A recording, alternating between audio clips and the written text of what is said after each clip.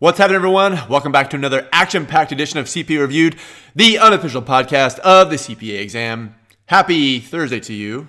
Today is April 13th, 2017. As always, I am your humble host, Jeff Elliott, a licensed CPA in the state of Kansas by the grace of God and to the chagrin of many. On today's show, my goal is 20 questions in 20 minutes, so let's get started. Ashley writes in just a quick question about the FAR changes with the purchase of the FAR book or FAR NINJ notes, I can't remember which, came a PDF summary of the exam changes. I'm looking for some clarification on what exactly isn't being tested on the new exam. The summary states that the FAR book 2, chapter 6, section on investment property is no longer tested. Is this already reflected in the NINJ book? I'm having trouble narrowing down which section this is alluding to in the version I have, and I want to make sure that I'm not spending time on something I shouldn't be. Good news, Ashley. Email support@another71.com, and we will send you a fresh edition of the FAR NINJ book with the updates already reflected in it. If you get the FAR NINJ notes, it also has a summary of all of the changes for the April 2017 exam, and the same thing with the other sections as well. Dave writes in, if I purchase the MCQ questions for FAR and Auditing for $47 each, is there an unlimited time window or is it only for a couple months? I couldn't see anything in the description on this. I purchased the FAR MCQs earlier and didn't pass the exam, and my subscription ran out for the FAR questions. So can you please help?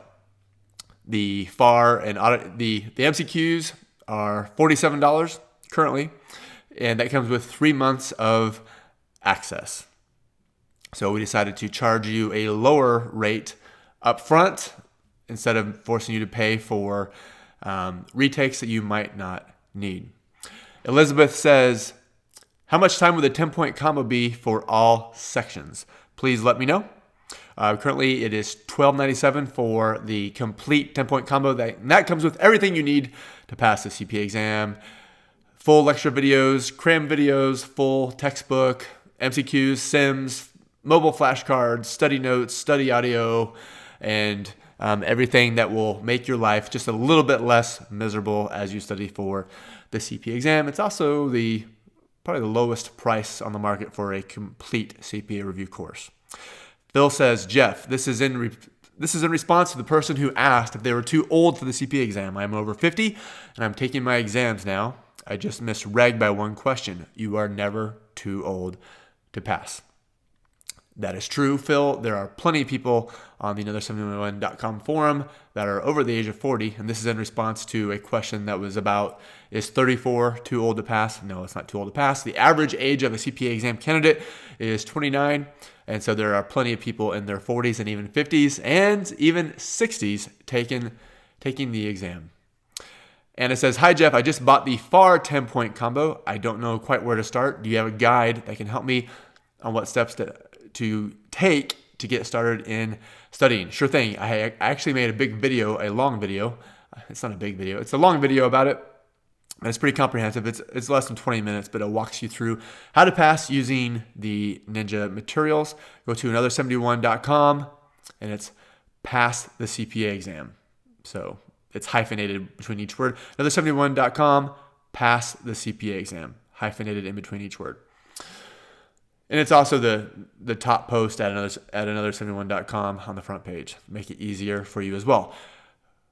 Farnaz says, I've passed all 4 of the CPA back in 2010.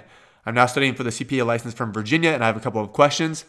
Is it compulsory that your boss should be a CPA in order to fill the experience verification form? And what other documents are required for a license? Do we need to submit detailed job descriptions? Farnaz, I don't know the answer, but I know who does. That is the executive director of the Virginia State Board of Accountancy, and I looked it up for you. That is Wade A. Jewell, and I'll put in the show notes for this video his email and phone number. But I would call, and you can probably get to it easier by just Googling it. His name is Wade A. Jewell, and I would call him and ask him all of your specific questions. If you ever have a question about licensing or taking the exam, there's no better source than to call your state board of accountancy and ask for the executive director and ask them directly your specific questions. Reese says, "Hi, Jeff. I want to ask if you do private tutoring for the CPA exams." Reese, I used to, and I just don't anymore. For one thing, I don't like charging people the rate that I would need in order to be accountable to someone for my time. And so, because it's kind of like having a job. So I decided to not do it anymore because I wasn't willing to charge people, $200 or $300 an hour. So instead, I provide affordable, effective study materials. And if you get the Ninja Plus videos, that's pretty much like having a tutor as well, and it's much more affordable. Kaneko says, I apologize. I passed the CPA exam as a California candidate, and I have not been issued a valid license in any state. I'd like to apply for CPA licensure with general accounting experience, and I'm not a U.S. resident. I don't have a social security number. Would a Japanese social security number be acceptable to issue the license? Whatever state you want to be licensed in, call the state board of accountancy and ask for the director again, and ask them this specific question. They should know. Also, calling NASBA Candidate Care Line, they have services that can help you with that as well. I don't mean to punt on licensing questions like this, but the stakes are too high for me just to guess, and this is pretty significant to your life. Sarah writes in, "Any tips you can give me? I've taken regulation a few times and always seem to get close to passing, but I can never pass. This is my last one, so I'm hoping that this is the end of my long road. If not, I will have 3 sections that I will need to pass since 2 expire before the August score release."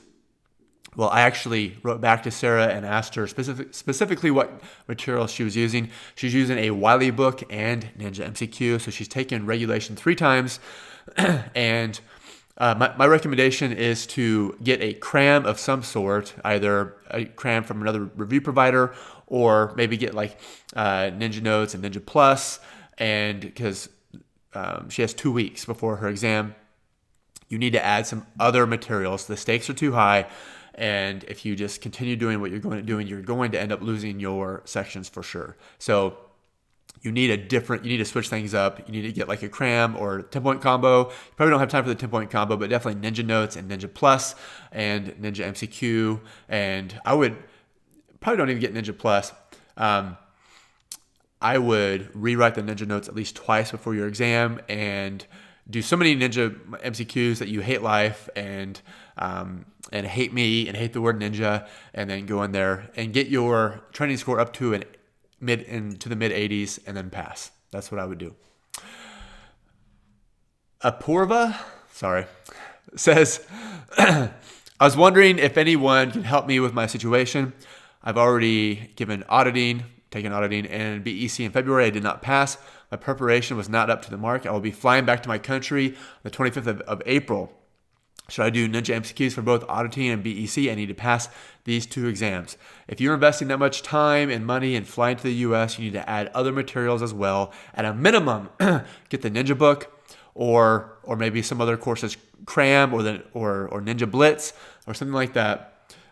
It's always a good idea to try different course demos to figure out what is the best for you. Even though I'm partial to Ninja, I'm also extremely biased. In addition to checking out Ninja, you need to check out other course providers as well and make sure that you're making the right choice for you, your budget, and your learning style. So I guess the thesis of my answer is get more materials. There's too much at stake.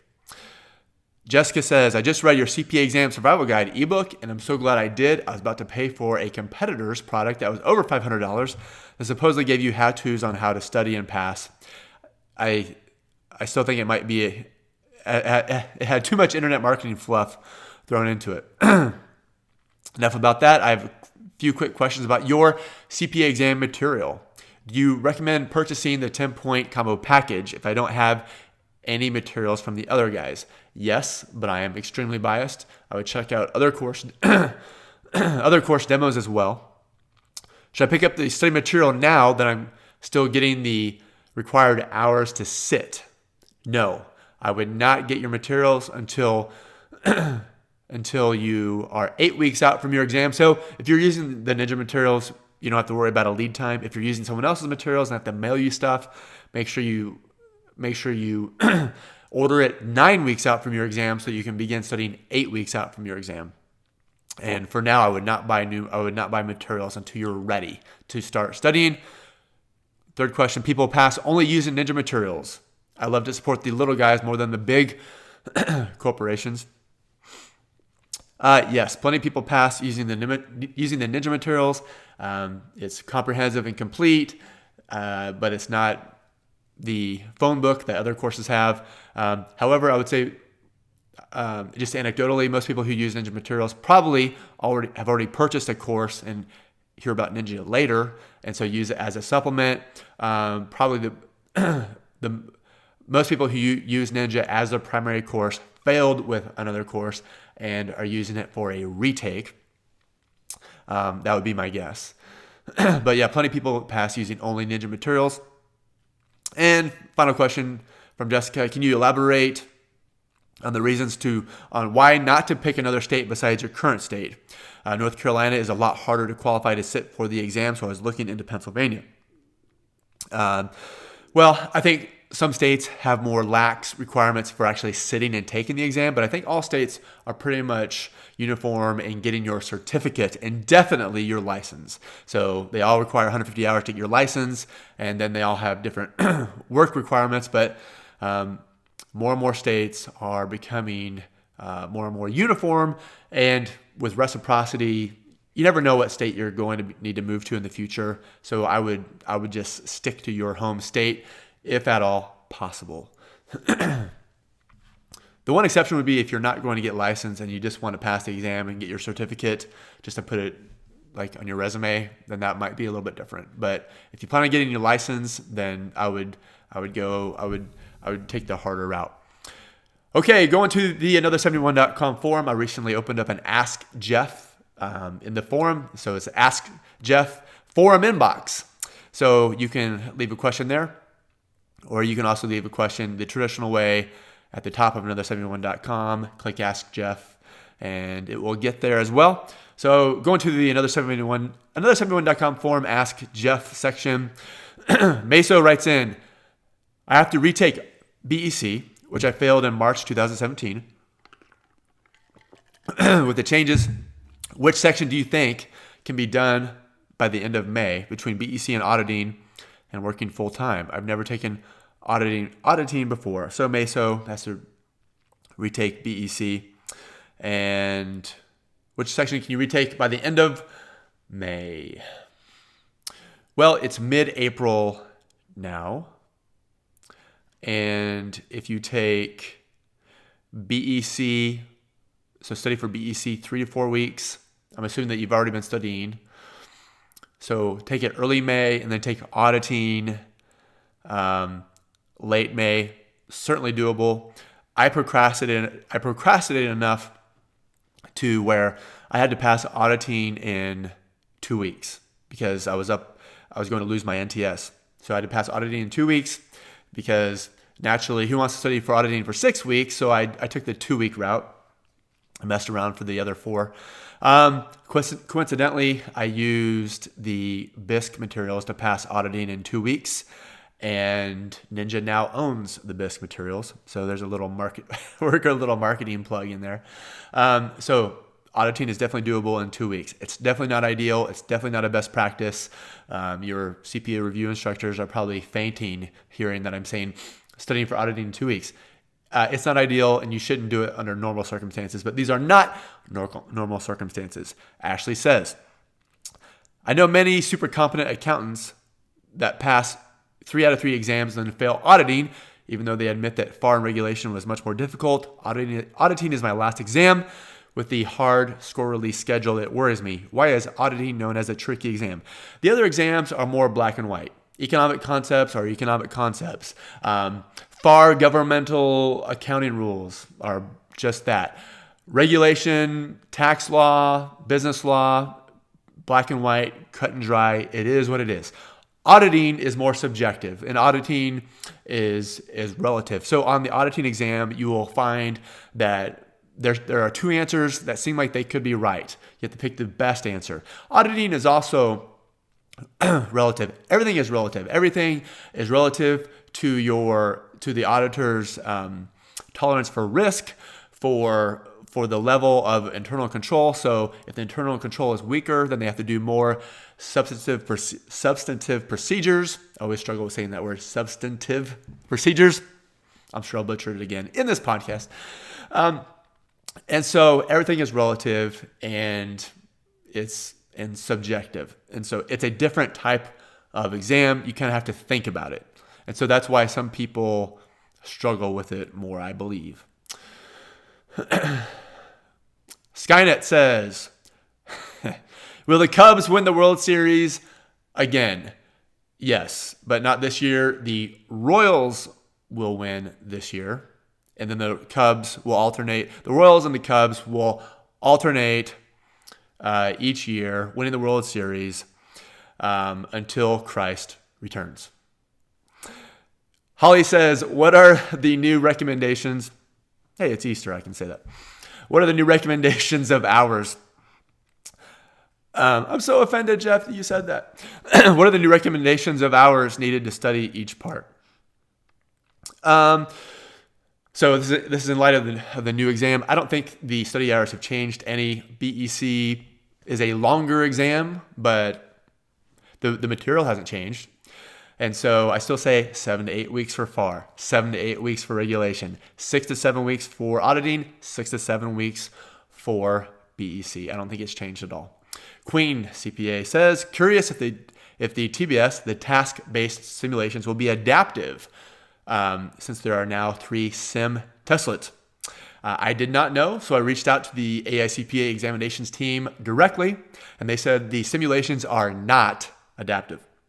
The MCQs are still adaptive. The simulations are not. CPA 788. Again, this is in the another71.com forum. Ask Jeff. Thanks for taking the time on this, Jeff. Reg blueprints. If it's not on there, is it not tested? You called out only Dodd-Frank specifically as the material being cut on the new reg exam. Commercial paper is not on the blueprints. Forget about it. Yeah, that was in the one of the earlier videos, I believe. If you get the Ninja notes, you'll see specifically what has been removed. So commercial paper, stuff like that has been removed. like negotiable instruments, holder and due course, all that fun stuff, it's now gone. So yeah, they say that the April 2017 exam is harder. Maybe, but I don't think so because they cut out some stuff. Sure, some things changed, but they also removed some materials. So instead of looking at the blueprint, I would look at what your review provider is telling you because that's what you're paying them the crazy money. Unless you have Ninja, then you didn't pay crazy money, right? So they look at the blueprint and then they tell you what you need. So if you have a good review course, you should not have to worry about the blueprint. Just do what your exam review provider tells you. Ralph S6 says, I know how you felt prior to the 2017 changes about practicing sims. I sit for auditing in a few days, and I've gotten to the review phase in NINJ MCQ. Do you think it's worth trying to get through all or even some of the sims as opposed to just going over MCQ and notes? Okay, throughout the 8 years I've been running this thing, out of all of my tidbits of advice, the one that I've gotten the most pushback on is practicing sims. And so even more so when I tell people to not do practice exams. So I probably need to rethink that. And so especially with the new sims, so sims used to be 60-40, MCQ to sims, now it's 50-50. And so yeah, you probably need to spend, I don't know, maybe 80-20, 70-30 on sims as far as your practice time. But at the end of the day, which is one of the cliches I hate. Sorry about that, Jeff. Or sorry about that, audience, and myself as well. The the MCQs that you study, like the concepts that you learn, like those apply to both the MCQ and the simulations, because the simulations are just an extension of the concepts that you need to know for the MCQs. So, yes, study some sims. Don't go overboard. Definitely don't study 50-50, maybe 80-20, 70-30. If you have 2 days left, I would maybe look at a few, maybe like think of like the 3 bread and butter topics and then do a sim over those. I mean, it's not like FAR has 3 bread and butter topics, has like 10, but the ones that you're most worried about on the exam, and that's what I would do. RLS Wrap on the Another71.com forum. I know how you felt prior to the 2017. I just screwed up. I just copied the same question twice. We'll skip that one. Sorry. RLS Wrap. You know what? I'm just going to jump into the forum and see exactly what you said. Please hold. Oh, come on, sweet internet. This does not make good for a good podcast. Okay. And the question is, dun, dun, dun, dun. Scrolling, we're scrolling. All right, there we go. RLS Wrap says, is it true that the UCC is no longer tested on regulation? I've heard several people say that the UCC has been removed, but I can't tell for sure from the blueprints. Yes, commercial paper and things like that have been removed for sure. And final question on Another71.com forum. Kendall Ram says, I take regulation on May 22nd. I'm finding it hard to grasp anything so far. I was able to pass BEC and regulation in Q1 using predominantly NINJ MCQ. I also have Becker. And with the revamp of their software, it's making me a bit nervous about the new exam format. Do you recommend me using the same methods, focusing predominantly on MCQ, or should my approach be different for regulation as the exam is now 50% sims? Any recommendation for a study plan will be helpful. All right, so your exam is like 5 weeks out, give or take, and pass BEC and auditing. Hey, whatever you did to pass BEC and auditing, apply that same methodology to regulation. Yes, the exam changed a little bit because of the sims, so there's fewer MCQ, more sims. Maybe practice a few more sims, but I don't like. However you learn the concepts, whatever worked for you for BEC and auditing, clearly that's working for you. Keep doing it until it doesn't work for you. So if you're using the NINJ framework, keep using it. If you're not, keep doing what you're doing. So, but I would not worry about the new exam format. Maybe practice a few more sims. You know, if I was taking regulation today, I'd make sure I knew like my corporate sims, my M1, M2, property transactions, like the hard stuff. That's what I think you're going to get a sim on, the hard stuff, like the stuff that you hate. So or the stuff that I hate, because magically the AI CPA knows exactly what you hate. All right, well, that does it for this edition of CPA Reviewed. If you want to be on the podcast or get your question answered, go to Another71.com, click in the top of the page, click Ask Jeff, or go to the Another71.com forum and click in the Ask Jeff. It's stickied at the top of the page, and you can post your question there as well, and I'll probably answer it in the forum as well. And then later on the podcast, you can also hit me up on Facebook. You can message me on Facebook even, Another71.com/Another71. And hey, I'm now on Instagram. I'm hip with all the kids, and always on Twitter. So until next time, be good, everyone. Take care, and I will talk to you soon.